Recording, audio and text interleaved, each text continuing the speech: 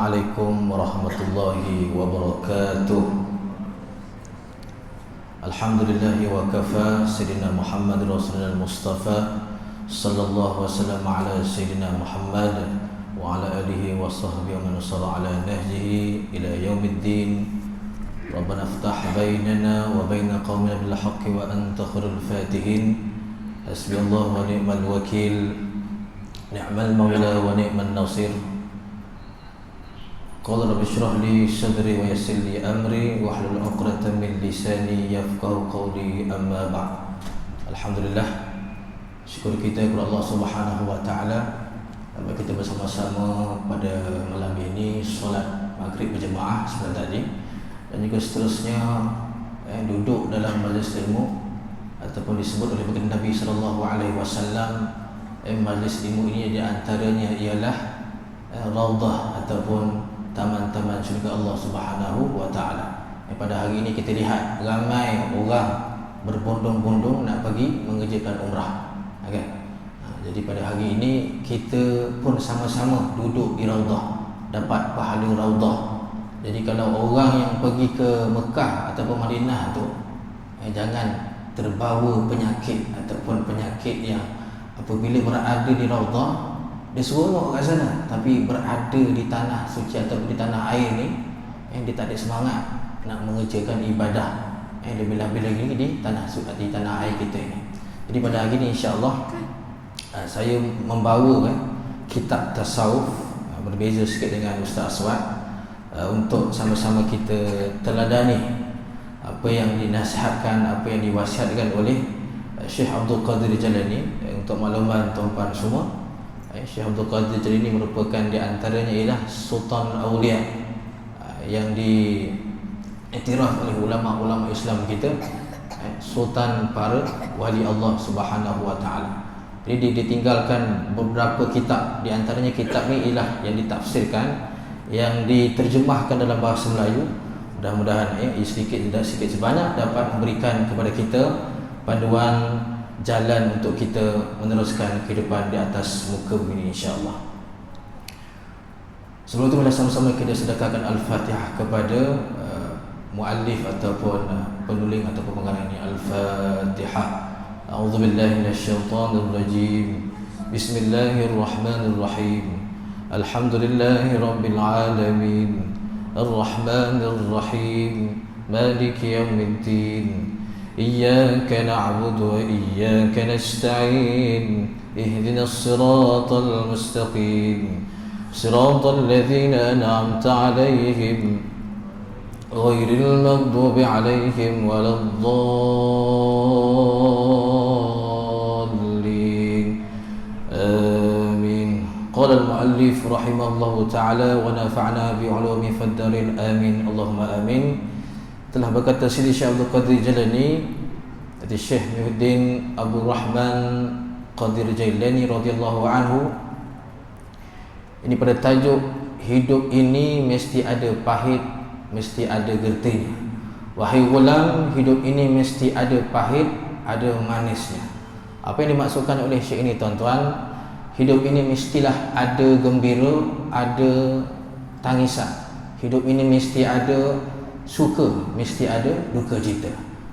Seperti mana kita lihat kanak-kanak ataupun anak-anak kita ni penuh dengan kehidupan yang suka dia. Dalam masa yang sama juga kita lihat anak-anak kita ini juga ada tangisan ataupun sedih. Itu anak-anak. Lagilah kita ini yang mempunyai ihsas ataupun idrak ataupun yang disebut dengan sensitivity. Lagilah kita ini cepat membawa ataupun terbawa-bawa emosi, lagilah dalam keadaan baik ataupun buruk. Jadi adakah ada cara kehidupan kita ini sentiasa dalam keadaan harmoni walaupun kita dalam keadaan sedih? Kata Syekh Abdul Qadir Jalani, ada.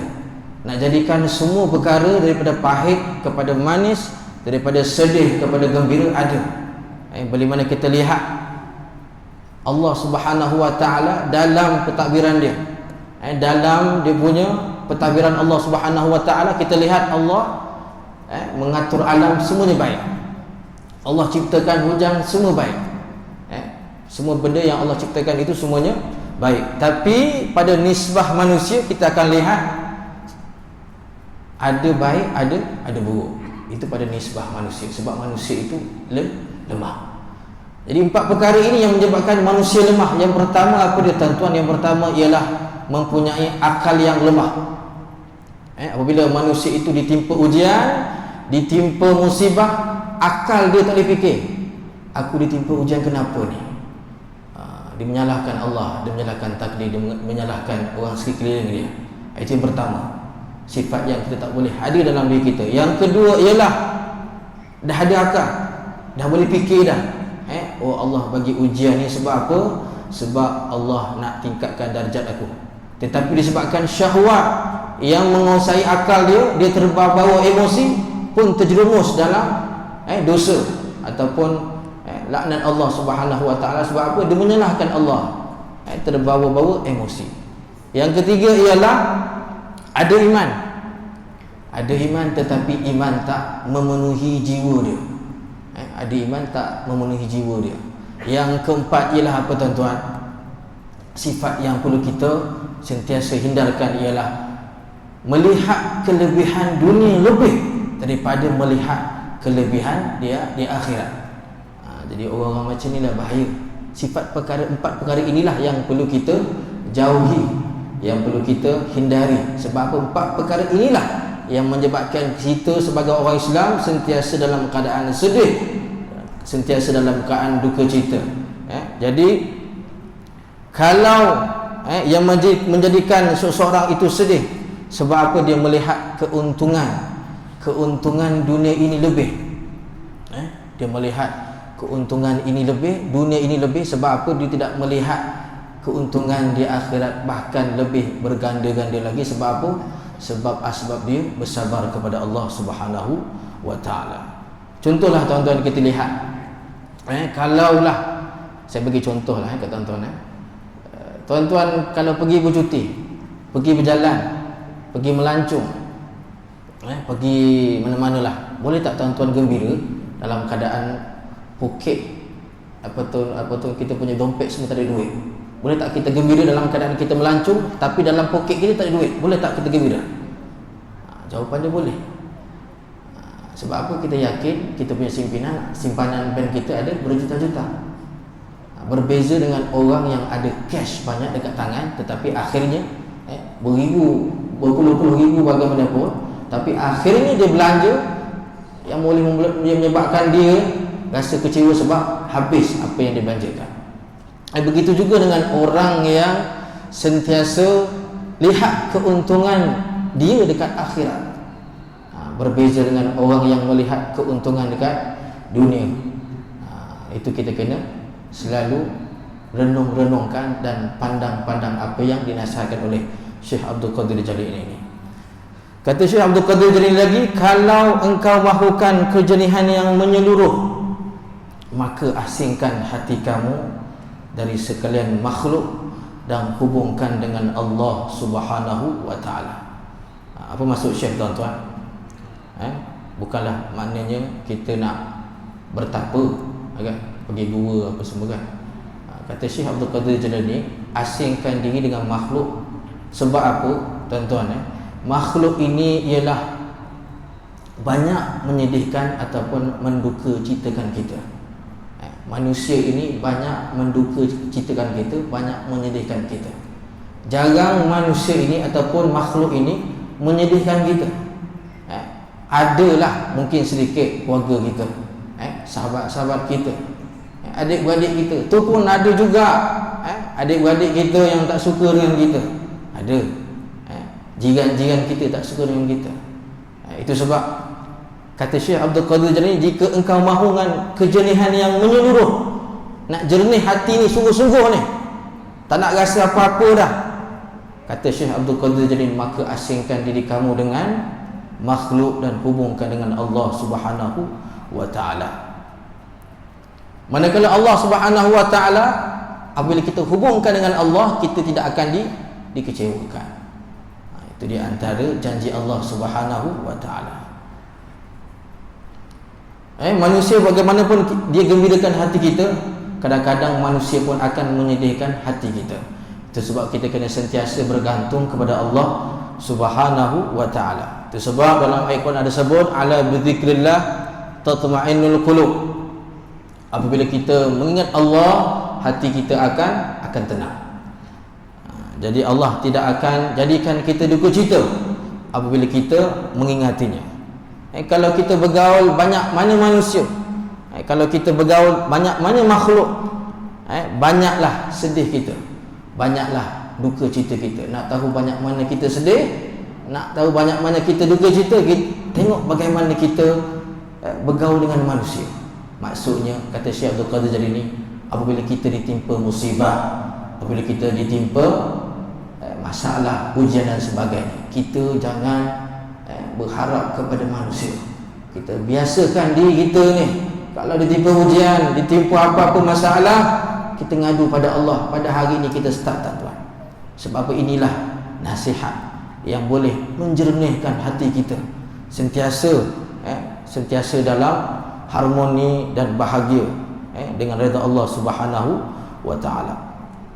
Sebab kata Syekh Abdul Qadir Jalani, putuskan hubungan kamu dengan makhluk, hubungkan dengan Allah Subhanahu wa ta'ala. Baik, bagaimana kita nak putuskan hubungan makhluk, nak hubungkan dengan Allah Subhanahu wa ta'ala? Yang pertama ialah, kata Syekh Abdul Qadir Jalani, putuskan pujian makhluk, lihat pujian Allah Subhanahu wa ta'ala.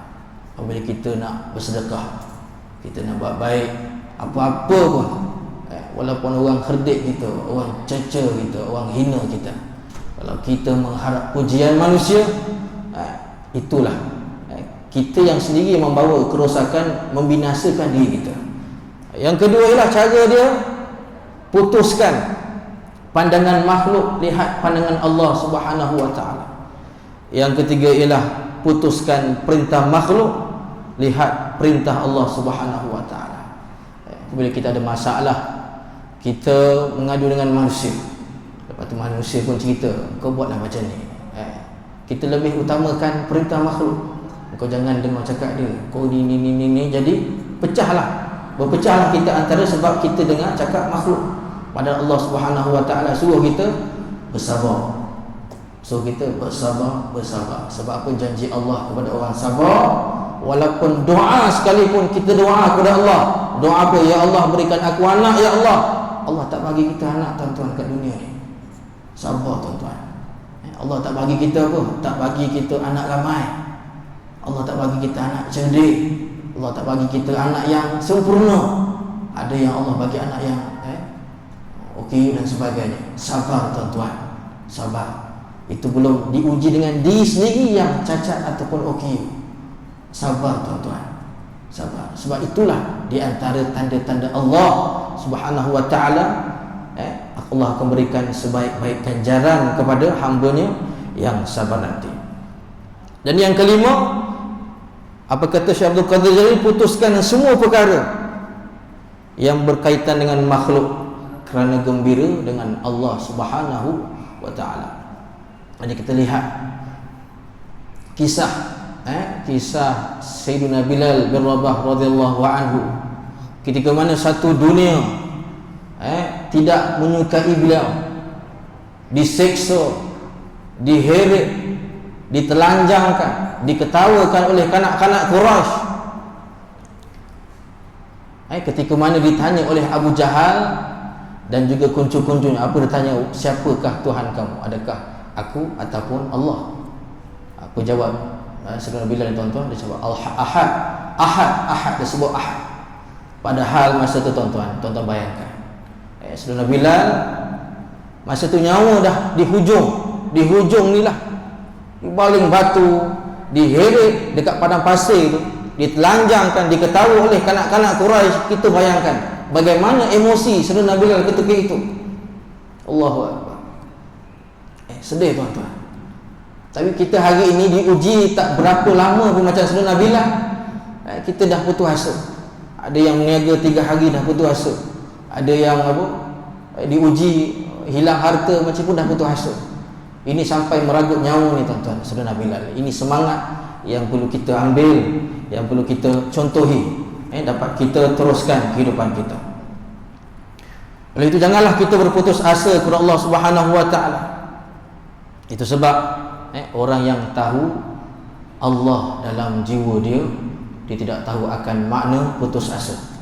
Orang yang tahu akan Allah berada dalam jiwa dia, dia tidak tahu akan makna putus asa, akan makna malas, akan makna apa? Sedih dan sebagainya. Sebab dia tahu Allah bersama-sama dengan dia. Ya? Itu sebab kita pada hari ini kalau kita mengharap pujian manusia, kita akan sedih. Itu sebab pada hari ini kita mengharap pandangan manusia, kita akan duka cita. Itu sebab pada hari ini kalau kita mengharap janji makhluk, janji manusia, kita akan sedih, duka cita dan sebagainya. Itu sebab pada hari ini kalau kita post kebaikan dekat Facebook, itu baru seorang buat emoji apa? Emoji sedih, dah huru-hara kita. Itu belum orang komen, iyalah tu, betul lah kau tu, dah huru-hara, dah kalang kabut. Dah tanya, bang, kenapa bang? Kenapa ni, orang ni tiba-tiba ni macam tu kan? Jadi sebab apa? Sebab makhluk, sebab manusia. Kalau kita buat baik, teruskan buat baik. Kalau kita sebarkan kebaikan, pedulikan apa yang orang cakap kat kita. Sebab apa? Mesej yang baik itulah yang akan sampai kepada orang lain. Jadi bila mana hubungan kita dengan Allah jadi kuat, semua yang keruh akan jadi jernih, semua yang sedih akan jadi gembira, semua yang lemah akan jadi kuat. Apabila kita sudah lemah, kita sudah tak bermain, kita ingat janji Allah Subhanahu wa taala, kita akan kuat, kita akan lebih percaya akan janji Allah Subhanahu wa taala. Bila yang miskin akan jadi kaya. Makna kaya dalam erti orang Islam ialah bukanlah banyak hartanya, tuan-tuan. Makna erti orang kaya yang dimaksudkan sebenar-benar kaya dalam Islam ini bukanlah kaya pada hartanya, tetapi pada kaya pada jiwanya, ini dengan Allah Subhanahu wa taala. Tetapi kalau dia kaya sekalipun, dia masih mencuri, dia masih rasuah, dia masih lagi merompak dan sebagainya, nampak kat situ dia masih belum kaya. Itu sebab sebenar-benar kaya itu ialah kaya jiwa dia. Walaupun dia miskin, walaupun dia tak ada duit pun, dia syukur pada Allah, dia hidup tenang, dia yakin Allah akan berikan terbaik buat dia dekat akhirat. Tetapi beza dengan orang miskin yang tak syukur, yang mencuri, ada beza dia. Kalau dah miskin, kau buat macam tu lagi, perangai macam tu, memanglah menempahlah. Jadi orang miskin di antara orang jalan mudah, orang-orang yang disebut oleh baginda Nabi SAW mudah masuk ke syurga Allah Subhanahu wa taala. Seperti mana disebut Nabi SAW, laisa ghinal an kasratil arab walakin ghinal anin nas. Yang bermaksud bukanlah kaya itu banyak harta, tetapi kaya jiwa dengan Allah Subhanahu wa taala. Maka ini adalah cara kita untuk menghadapi kekeruhan jiwa ini, kekeruhan dunia ini. Kalau hari ini orang berduka cita sampai apa? Sampai peringkat nak bunuh diri, sampai peringkat nak mencederakan diri, berputus asa dengan apa? Tak ada duit, berputus asa dengan sebab apa? Kekasih lari, macam-macam lah. Sekarang ni berputus asa macam-macam. Kerana hubungan dengan manusia itu pun kuat.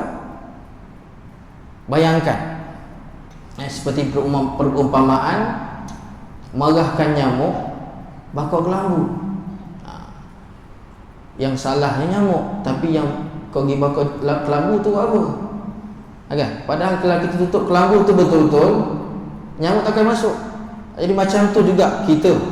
Yang salah tu perasaan kita. Kita yang tak pandai kontrol ataupun tak pandai menjaga perasaan kita, yang boleh terbawa-bawa sampai kita mengikut, sampai mencederakan diri, dan sampai satu tahap membunuh diri.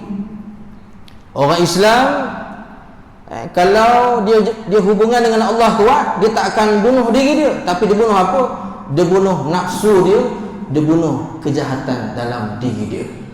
Itu orang Islam. Dia bukan bunuh diri, dia bunuh kejahatan dan nafsu dalam diri dia. Jadi bandinglah kehidupan kita dengan kehidupan baginda Nabi SAW. Kalau kita nak cakap kita ni susah, kita ni berapa je susah, sekejap je susah. Nabi, zaman Nabi tu ikat perut tuan-tuan, ikat perut. Kita ada ikat perut, tak ada ikat perut, tali pun tak ada kat rumah nak ikat perut, kan? Jadi Nabi tu nak ceritakan banyak kisah sedih. Kalau saya cerita pun memang sedih lah. Kita bukan nak cerita sedih, kita nak ceritakan kelebihan orang yang bersabar ni. Jadi inilah di antara nasihat-nasihat yang perlu kita ambil. Jadi barang siapa yang berusaha mendapat Allah Subhanahu wa taala, dia tidak akan dikecewakan. Yang saya sebut tadi, walaupun dia berdoa kepada Allah Subhanahu wa taala, dia doa kepada Allah, ya Allah, jadikanlah anak aku anak yang pandai, jadikanlah anak aku anak yang soleh. Tapi dalam masa sama Allah tak bagi dekat anak kita macam tu. Macam tu kalau kita lihat, kita nak doakan anak-anak kita ni berjaya, tetapi Allah takdirkan anak-anak kita ni tak berjaya. Biasanya anak-anak kita ni lah yang akan, biasanya yang contoh kalau anak-anak yang tak berjaya yang akan jaga kita. Bukan maknanya anak-anak yang tak boleh jaga kita, maknanya ada hikmah yang Allah Subhanahu wa taala berikan kepada kita. Jangan pandang serong ataupun salahkan Allah Subhanahu wa taala. Inilah Islam. Islam ini mensejahterakan manusia, mengharmonikan manusia. Berbeza dengan agama lain. Agama lain mungkin sebab ada agama lain pun bunuh diri, mencederakan diri. Sebab apa? Tak ada agama yang boleh lawan agama Islam. Yang baru-baru ni kita lihat, kalau tuan-tuan perasan lah, Power Rangers meninggal, bunuh diri. Power Ranger putih tu kan. Power Rangers pada zaman tu lah, pun bunuh diri, umur dah 50 tahun. Sebab apa? Sebab dia bercerai dengan isteri dia, tak dapat hak penjagaan anak. Sebab apa? Sebab tak ada ni lah, tak ada Islam dalam jiwa dia. Kita berbeza dengan orang yang bukan Islam. Jadi kadang-kadang orang Islam pun ada juga bunuh diri. Bukan tak ada, ada tuan-tuan, ada. Sebab apa dia kata, tunggulah tua nanti saya nak pergi masjid. Alhamdulillah tuan-tuan pada hari ni bukan tua-tua lah, muda belaka ni, kan? Jadi Alhamdulillah. Jadi hubungan dengan Allah itu kena kuat. Sangka baik dengan Allah tu kena kuat. Tetapi kalau hubungan dengan manusia itu kuat, maka kuatlah kekeruhan dalam jiwa dia, kuatlah kesedihan dalam jiwa dia. Tetapi kalau hubungan dengan Allah dia kuat, maka semuanya akan jadi jernih. Apa yang kita pandang semua jadi baik. Seperti mana dalam ukur iman yang kita percaya kepada qada dan qadar Allah Subhanahu wa taala. Seperti dalam hadis ada menyebut antu minal bil qadri khairihi wa syarrihi. Kamu beriman dengan apa yang ditentukan oleh Allah Subhanahu wa taala, baik ataupun buruk yang Allah berikan kepada kita. Beriman, percaya kita, Allah bagi kita macam ni, tak ada tangan, kita percaya yakin Allah akan bagi kita tangan dekat akhirat, bagi lebih-lebih lagi darjat kita. Banyak orang mencerca kita, orang maki kita, orang ejek kita, darjat kita makin naik. Tapi satu syarat, jangan bangga. Jangan bangga dan riak. Itu pada hari ini ramai nak buat baik, tunjuk-tunjuk. Boleh tuan-tuan. Itu sebab dalam agama ada 3 perkara. Yang pertama, kita kena ngaji bab iman. Yang kedua ialah kita ngaji bab fiqh. Yang melengkap 2 perkara ini ialah kita kena ngaji bab akhlak ataupun tasawuf, yang menjaga dengan 2 perkara ini. Itu sebab ada orang cakap, biasa orang cakap macam ni, kalau orang tu belajar tinggi, tak ada adab, tak guna dia punya ilmu. Kalau orang tu ada ilmu sekalipun, walaupun ilmu agama ni tuan-tuan, saya sendiri pun berhadapan dengan ustaz-ustaz di jabatan agama, walaupun tinggi macam mana pun pangkat, tapi adab tak ada. Sebab apa? Nabi pun sebut dalam hadis, Nabi usul li utamima makarimal akhlak Aku diutuskan untuk menyempurnakan akhlak, menyempurnakan dua perkara ini, akidah dan fiqh, muamalah dan sebagainya. Tanpa tiga perkara ini, Islam kita tak sempurna. Islam kita tak sempurna. Jadi akhlak itu penting, tuan-tuan. Jadi kalau kita lihat orang itu apabila ada Allah Subhanahu Wa Taala, sini baik, dekat sana baik, dicerca baik, dihina baik, kita lihat ketenangan jiwa dia. Inilah orang yang sentiasa ada Allah Subhanahu Wa Taala dalam jiwa dia. Baik, kata Syekh Abdul Qadir Jalil lagi, pisahkan diri kamu dari dunia dan tinggalkan kaum keluarga kamu dan serahkan mereka kepada Tuhan kamu Azza wa Jalla. Keluarkanlah segala sesuatu dari dalam hati kamu dan biarkanlah dia kosong. Kemudian dekatkan diri kamu ke pintu akhirat, lalu masuklah ke dalamnya. Jika engkau tiada mendapati Tuhan kamu di situ, keluarlah semula dengan berlari untuk engkau segera memohon pendekatan diri kepadanya. Jadi apa maksud Syekh tu? Saya masukkan bagaimana kita nak pisahkan diri dengan dunia. Bukanlah kita ni tak boleh mengambil dunia, boleh. Kita sekarang ni pun tengah mengambil dunia, tapi jangan meletakkan dunia dalam hati kita. Jangan biarkan dunia, jangan biarkan duit, biarkan pangkat semua masuk dalam hati kita sampai kita terkejar-kejar itu. Sebab apa? Pada hari ini masih ramai yang mengejar dunia. Macam kita ni mengejar dunia, tetapi kita memikirkan hal akhirat. Orang yang tak memikirkan hal akhirat ni, tuan-tuan, sebab apa? Sebab dia tak nampak. Dia tak nampak, oh kalau aku pergi masjid, aku sembahyang, aku dapat darjat sekian-sekian, aku dapat pahala sekian-sekian. Dia tak nampak.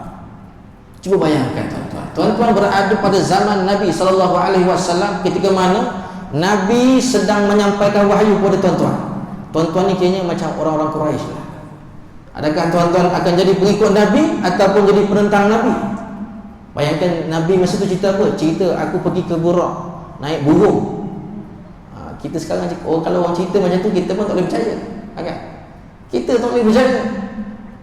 Silap-silap kita yang dalam ni pun takut jadi penentang Nabi. Jadi syukur-syukurlah kita, walaupun kita bukan lahir pada zaman Nabi, kita lahir selepas daripada zaman-zaman sahabat dan sebagainya, kita masih Islam, kita masih duduk pada jalan yang betul. Alhamdulillah.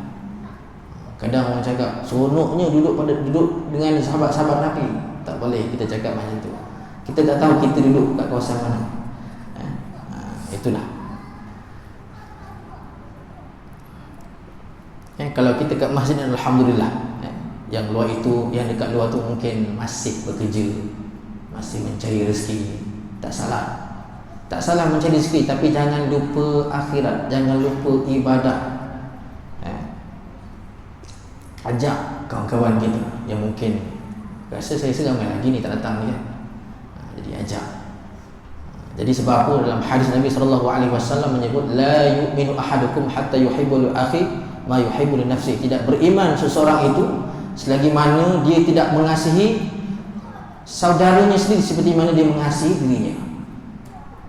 Dia mengasihi dirinya maksudnya dia ni tahu dia nak masuk syurga senang, tapi dia tak nak tolong orang lain. Jadi kalau orang macam ni ada, dia tak susah masuk syurga, dia senang masuk neraka. Sebab apa? Dia seorang-seorang dia nak masuk syurga. Dia kata biarlah kawan aku tu, biarlah. Tak boleh macam tu, tuan-tuan. Ada satu kisah saya nak cerita tuan-tuan. Sahabat saya di Selangor, dia seorang imam juga lah. Jadi datanglah seorang pemuda menangis jumpa dia, yang penuh dengan tatu dan sebagainya, menangis. Dia kata, kenapa nangis? Dia kata, saya sedih lah imam. Dia kata, saya sebelum ni selalu jumpa dengan Pak Cik ni. Pak Cik ni dia tak marah kami pun, kami selalu lepak dekat ujung simpang tu. Dia bagi salam je kami. Dia tak cakap apa-apa pun. Dia tak cakap kami melepak apa benda lah kan, misap rokok, masuk neraka lah kan. Dia tak ada cakap macam tu. Dia bagi salam je kami. Assalamualaikum. Dia bagi salam je. Lalu dia bagi salam. Jadi dah berapa bulan ni, dah berapa macam selama berapa bulan ni dia tak nampak pakcik tu. Jadi datanglah jumpa dengan, saya jumpa dengan imam ni, itu saya sedih. Saya tahu rupanya pakcik ni dah meninggal. Jadi pada hari ni kami bawa geng-geng kami ni sembahyang jemaah dekat masjid. Sebab apa? Sebab pakcik tu bagi salam je tuan-tuan. Bagi salam je. Jadi kalau tuan-tuan jumpa kawan-kawan, bagi salam je cukup. Yang pertama lah, janganlah tiba-tiba kau ni menempah neraka ke tak sembahyang. Tak boleh macam tu. Tak boleh cakap macam tu kawan-kawan kita kan. Bagi salam dulu, Assalamualaikum, Assalamualaikum. Ada orang kata nak kena selami dunia dia, nak kena masuk sampai nak kena isap ukur. Tak ada lah macam tu. Nak kena isap gam lalas, bukan masuk, termasuk sekali dunia dia. Itu isap. Jadi contoh yang kita dapat lihat, peristiwa yang diberikan kepada saya ini dapat tuan-tuan ambil. Walaupun kita bagi salam sekalipun, dan kita dekat surau ni, kita doa dekat saudara-saudara kita, mudah-mudahan saya doakan mudah-mudahan penuh ni sampai tak muat. Kita sambung sebelah sana insya-Allah. Amin. Amin. Kita doakan saudara-saudara kita yang tak hadir pada hari ini, insya-Allah akan hadir tak lama lagi insya-Allah. Itu sebab ganjaran yang besar bagi mereka yang mengajak kebaikan, lagi-lagilah mengajak dengan kaitan dengan solat. Seperti mana dengan kita lihat jemaah-jemaah tabligh, itu di antara usaha-usaha yang dapat kita teruskan, dapat kita teladani. Maka dengan itu jangan juga rasa tuan-tuan, ini nasihat kata Syekh Abdul Qadir Jailani, jangan rasa kita yakin masuk syurga. Jangan kita rasa yakin masuk syurga. Sebab apa? Kita semua mudah apa? Mudah solat berjemaah, mudah bangun subuh, lagi mudah Allah bagi bangun tahajud setiap hari ni tuan-tuan. Tapi mulut dia kotor, tetapi hati dia kotor. Ada tak orang macam ni? Ada. Hati-hati. Sebab aku takut selama dia beribadah sampai 40 tahun sekalipun, sampai dekat titian sirat, timbangan dia tak ada langsung amal kebaikan dia. Sebab apa? Kunci dia ialah riak, ujub. Itu nasihat Syekh Abdul Qadir Jailani. Perkara itu yang merosakkan ibadah kita. Kita mudah jumpa orang soleh ke, mulut tu kena hati-hati. Mulut kita ni kena hati-hati. Ajak-ajaklah, tapi jangan sampai melukakan hati orang, sampai perkataan-perkataan yang menyebabkan kita hilang pahala ibadah kita. Seperti mana kita lihat kisah yang sungguh masyhur di kalangan orang-orang yang belajar agama ni, orang soleh yang mati dalam keadaan kufur. Ketika mana para syaitan ini nak menguji orang soleh ini, dia tak mampu nak masuk. Sebab orang soleh ni memang betul-betul tingkatan darjat dia tinggi. Dia memang tak boleh masuk. Dia kena minta dengan Allah Subhanahu Wa Taala. Apa dia cakap? Wahai Allah, aku nak uji hamba engkau ni yang kau kata soleh ni. Untuk makluman tuan-tuan semua, orang soleh ni dia tak miss pun solat tahajud dekat masjid. Dia datang ke dalam 4:30 macam tu setiap hari. Itu kelebihan yang Allah berikan kepada orang soleh ni. Tapi disebabkan Allah nak menguji dia, kita ni bukan orang soleh, Allah nak menguji orang soleh.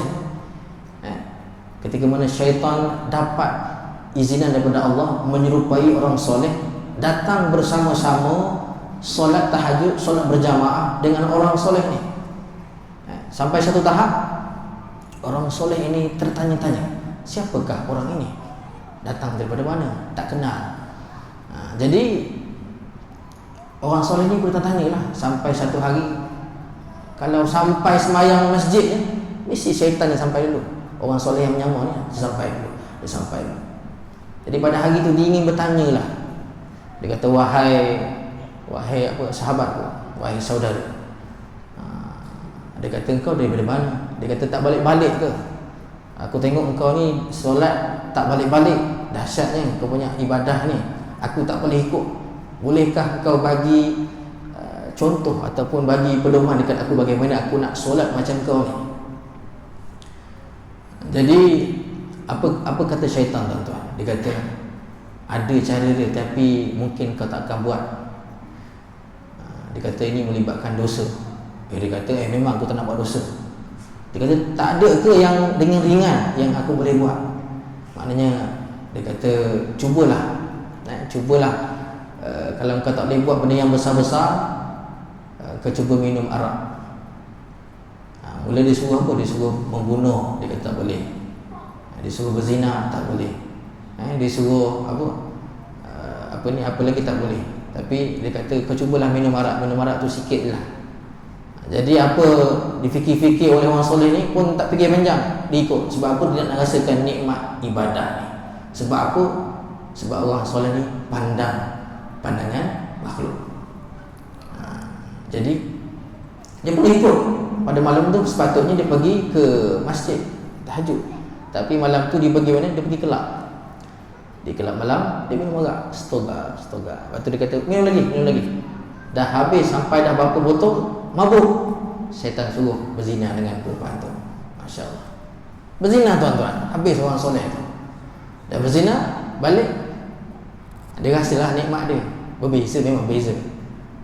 Orang yang baru lepas buat dosa, taubat dia memang beza dengan orang yang macam kita ni, macam orang biasa ni yang tak buat dosa. Memang beza. Dia punya semangat tu lain macam. Tapi selepas daripada itu mengandunglah perempuan tu anak orang soleh tu, anak zina, anak maksiat. Jadi apa kata syaitan? Dia kata, wahai orang soleh, kau pergi bunuh cepat sebelum orang kampung tahu yang kau berzina, malu. Jadi dia pergi bunuh. Tapi ke mana dia bunuh? Dia bunuh, dia tanam dekat belakang rumah dia. Dia tanam belakang rumah dia. Jadi masa inilah kesempatan syaitan nak jatuhkan orang soleh. Dia beritahu orang kampung, wahai orang kampung, orang soleh ni dah lah minum arak, berzina, dia bunuh pula perempuan tu. Dia kata kalau kau nak tahu, kau tengok belakang rumah orang soleh tu ada mayat jenazah perempuan. Jadi kau jumpa mayat perempuan tu. Jadi ditangkap orang soleh tu, nak kena pancung, nak kena bunuh. Jadi apa kata syaitan masa nak akhir mati ni? Kata orang soleh, kalau kau nak selamat juga daripada pancung ni, kau sembahlah aku. Padahal masa tu boleh jadi mati dalam keadaan Islam, tapi dia pilih apa? Dia pilih mati bersama dengan syaitan. Jadi syaitan kata, aku selamatkan kau, tapi masa tu syaitan tak selamatkan dia. Jadi matilah pancung kepala dia dalam keadaan kufur. Wa iyyazubillah. Jadi ini pelajaran atau pengajaran untuk kita. Walaupun sedih tuan-tuan kita dengar kisah orang soleh ni mati dalam keadaan kufur. Sedih tuan-tuan. Kita ni bukan orang soleh, kita bukan orang yang terpilih. Kita tak nak diuji macam tu.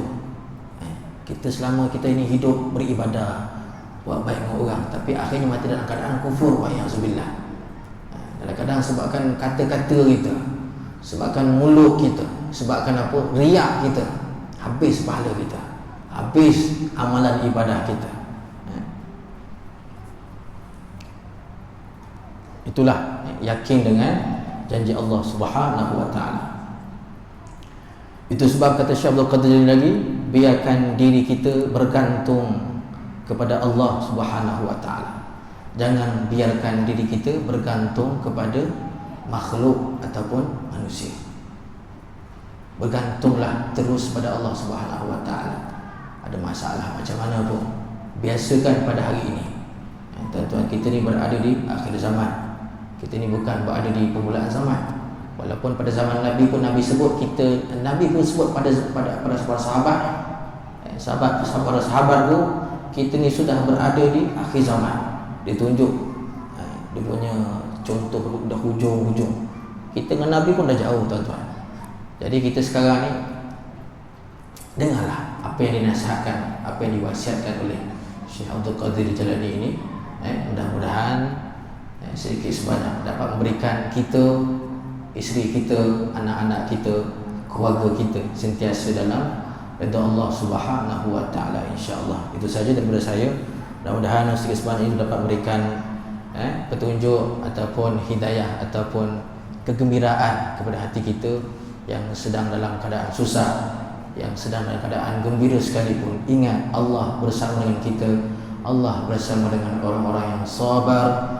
Mudah-mudahan dengan sabar itu Allah tempatkan kita semua ini bersama-sama dengan hamba yang soleh di syurga nanti. Amin Allahumma amin.